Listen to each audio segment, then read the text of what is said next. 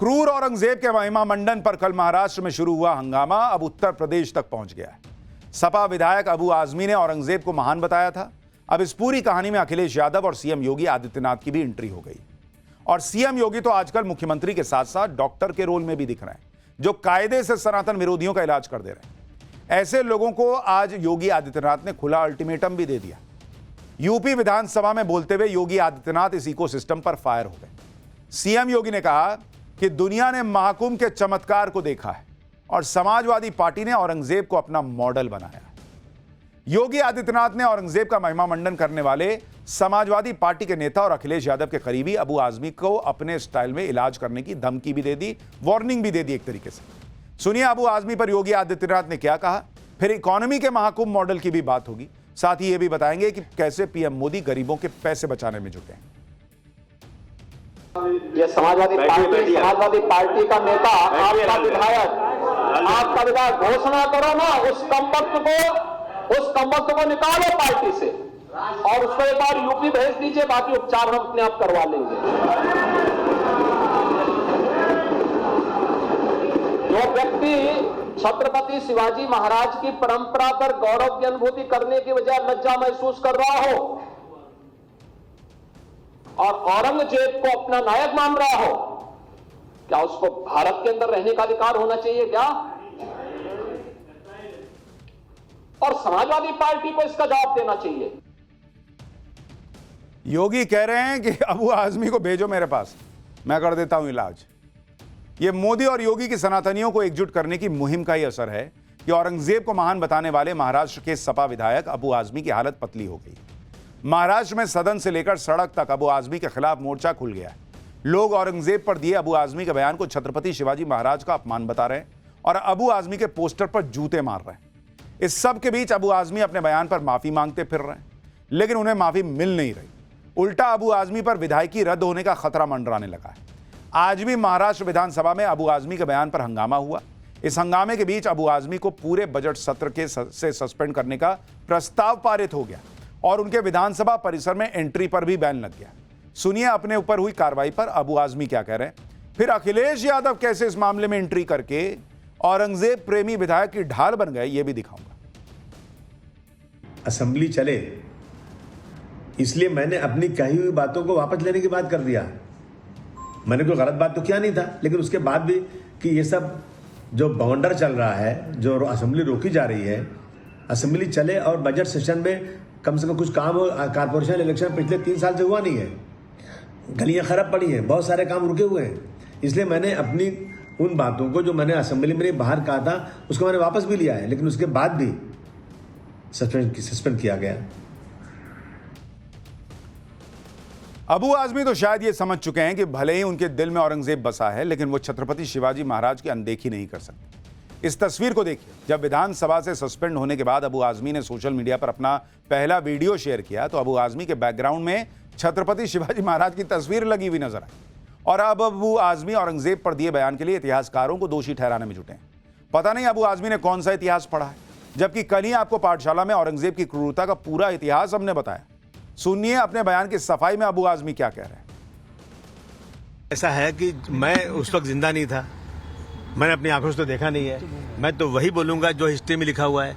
मैंने वही बोला है, मेरा अपना कुछ सोचना नहीं। मैंने कहा ना, अगर डिक्टेटरशिप है, कानून से नहीं चलेंगे, जो चाहो करो, तो देखेंगे निपटेंगे। औरंगजेब को हीरो बताने वाले अबू आजमी तो पीछे हट गए, लेकिन शायद अबू आजमी के बयान में अखिलेश यादव को मौका नजर आ रहा है। इसलिए अखिलेश यादव ने अबू आजमी के बयान को विचारधारा से जोड़ दिया और कह रहे हैं कि सही बात कर रहे हैं। अबू आजमी को सस्पेंड किए जाने पर अखिलेश यादव ने ट्वीट किया कि निलंबन का आधार यदि विचारधारा से प्रभावित होने लगेगा तो अभिव्यक्ति की स्वतंत्रता और परतंत्रता में क्या अंतर रह जाएगा। हमारे विधायकों या सांसद, उनकी बेखौफ बुद्धिमानी बेमिसाल है। कुछ लोग अगर सोचते हैं कि निलंबन से सच की जुबान पर कोई लगाम लग सकता है तो फिर यह उनकी नकारात्मक सोच का बचपना है। ऐसे में सवाल उठता है कि क्या अखिलेश यादव ने औरंगजेब पर अपने विधायक के बयान को सच बताकर इंडी गठबंधन की एक और ईंट उखाड़ दी, क्योंकि इंडी गठबंधन में अखिलेश के सहयोगी उद्धव ठाकरे भी उनके बयान पर सवाल उठा रहे हैं। उन्होंने भी अखिलेश के बयान पर सवाल उठाया और अबू आजमी को परमानेंटली सस्पेंड करने की मांग कर दी। सुनिए उद्धव ठाकरे। अबू आजमी को निलंबित किया गया है, परमानेंटली करना चाहिए। कितने दिन के लिए किया है? बजट सत्र का क्या मामला होता है? वो 2-3 हफ्ता चलेगा, सप्ताह चलेगा, लेकिन परमानेंटली उसको निलंबन करना चाहिए। अखिलेश जी ने आपत्ति जताई, उनका कहना है नहीं, उनको जताने दो। हम पूरे महाराष्ट्र ने उनके खिलाफ आपत्ति जताई है, और अगर वो चाहते तो वहां से उनका चुन कर लाए। अखिलेश यादव महाकुंभ पर भी राजनीति कर रहे हैं। दूसरी तरफ सीएम योगी महाकुंभ की सफलता के नए नए रिकॉर्ड और सक्सेस स्टोरीज दुनिया को बता रहे हैं। मुख्यमंत्री योगी ने विधानसभा के अंदर बताया कि महाकुंभ से न सिर्फ उत्तर प्रदेश की इकोनॉमी को बूस्ट मिला है, बल्कि लोगों का भी बम्पर फायदा हुआ है। सीएम योगी ने बताया कि एक नाविक और उसके परिवार ने महाकुंभ के 45 दिनों में 30 करोड़ रुपए की कमाई, और यह बहुत चौंकाने वाली बात है। आप खुद सोचिए कि महाकुंभ ने इस तरह से न जाने कितने लोगों की जिंदगी बदल दी। एक बार सीएम योगी को सुनिए, फिर उस नाविक के बारे में बताऊंगा जिसने 30 करोड़ रुपए 45 दिन में कमाए। एक नाविक परिवार जिनके पास 130 नौकाओं का बेड़ा है, उन्होंने 13 जनवरी से लेकर के 26 फरवरी के बीच में 30 करोड़ रुपए कमाए हैं एक परिवार। आप मुझे बताइए, क्या इतना पैसा कभी कोई कमा सकता है? अभिभूत करने वाला। प्रतिदिन का अगर आप एवरेज देखें तो 50,000 रुपए से लेकर 55,000 रुपए का उनका एवरेज था पर डे की एक नाव से कमाई का। अब नाविक परिवार की करोड़ों की कमाई का गणित भी आपको समझाता हूं। नाविक परिवार के पास कहा जा रहा है कि 130 नावों का बेड़ा है। महाकुंभ 13 जनवरी से शुरू होकर 26 फरवरी तक यानी 45 दिन चला। नाविक परिवार ने हर नाव से रोजाना करीब 50,000 से 55,000 रुपए कमाए।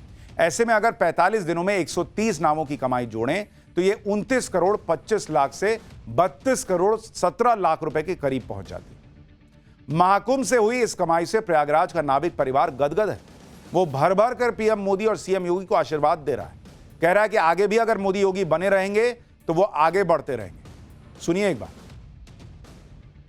योगी जी ने जो कहा है, मुख्यमंत्री जी ने, तो उनका कहना सही है कि हमें महाप्रसाद मिला। और नाविकों के लिए जो कह रहे हैं वो कि नाविक जो है बड़े मतलब पैसा कमाए, ये ठीक है। उन्हीं का सब कुछ है, उन्हीं का आशीर्वाद है, उन्हीं का सब कुछ देन है। योगी जी मोदी जी का ही देन है जो आज इलाहाबाद प्रयागराज बन गया। अब प्रयागराज वाले सभी लोगों ने पैसा कमाया और